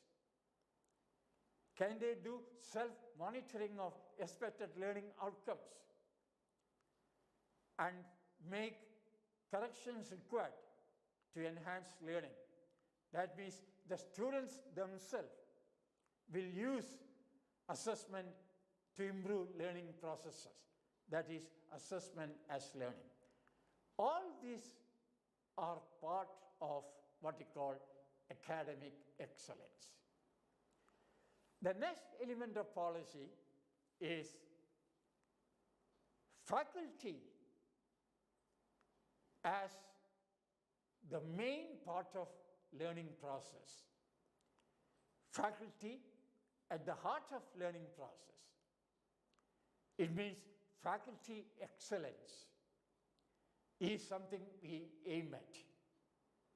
This would need high quality induction programs for university and college faculty, high quality refresher program for the existing 1.5 million faculty in universities and colleges, for their continuous professional learning and development, and through that we can bring about faculty excellence for 3 core functions. Number 1, what we call teaching excellence, scholarship, and so on, including next one, excellence in research, teaching, and scholarship. So one important aspect of policy, therefore, is can we enhance the quality of research being done by Indian universities through the creation of the National Research Foundation, which will fund peer-reviewed research proposals and programs proposed to be undertaken by universities, mainly universities and faculty of universities and students. So therefore, the next transformative initiative relates to enhancing quality of research or catalyzing quality research and innovations. This is again a transformative initiative. The next transformative initiative we are talking about is, again, in the context of academic excellence, is utilizing technology. That means leveraging technological and digital technologies in education for 3-4 purposes. Number one, enhancing access to quality education. Number one is this. Second, improving the quality of teaching and learning process in universities and colleges and other higher education institutions. Third, can we leverage technology for continuous professional learning and development of our faculty in universities and colleges? Fourth, can we use technology to improve educational planning and administration at all levels of education, including higher education management system? Next transformative initiative in this context is changing the regulatory system of higher education. We now have a single body regulating the higher education system. Can we ensure that the higher education system have a body for regulatory functions, a separate body, maybe named as Higher Education Regulatory Authority? Second, a body for standard setting in higher education, a separate body for standard setting, referred to as General Education Council. The third body, as we have now, for assessment and accreditation of higher education institutions. What is being done by NAC? Can NAC be a meta-accreditation body, which may have many more bodies to accredit, and NAC plays the role of a meta-accreditation coordination body? Last, a body for financing higher education. All together, all these four, that is regulatory body, standard setting body, accreditation body, financing body, under an umbrella organization called the Higher Education Commission of India.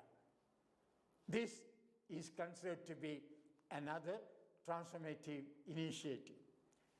What the policy proposed is, while regulating higher education, we want a system that is simple but tight,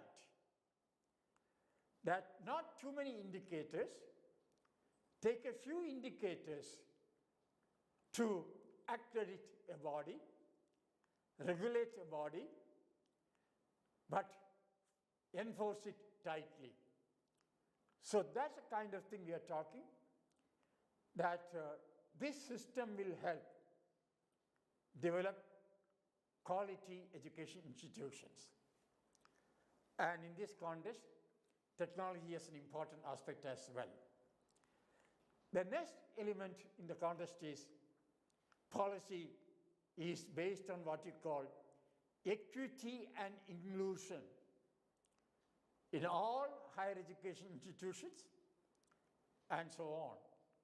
So equity and inclusion, I consider inclusion as providing access to success, not just access to facilities, and ensuring retention. Can we ensure that all enrolled students in the country will have access to success? They would attain the expected learning outcomes in the case of all students. So equity and inclusion as cornerstone of the National Education Policy 2020. Next in the case is, can we ensure what we call the support system for all colleges and universities? a quality learning environment, to ensure a conducive learning environment for, a support system for students, how we can do it. So an important emphasis of the policy is on what is referred to this as improving the quality of learning environment and support systems, including the healthcare systems for students and faculty. Can we attempt that? Last but not least, I talked about this. When we say continuous professional development of faculty, I normally mention 5-6 areas of action. Number one, that training is important, as we do through this program. But in addition to that, can we have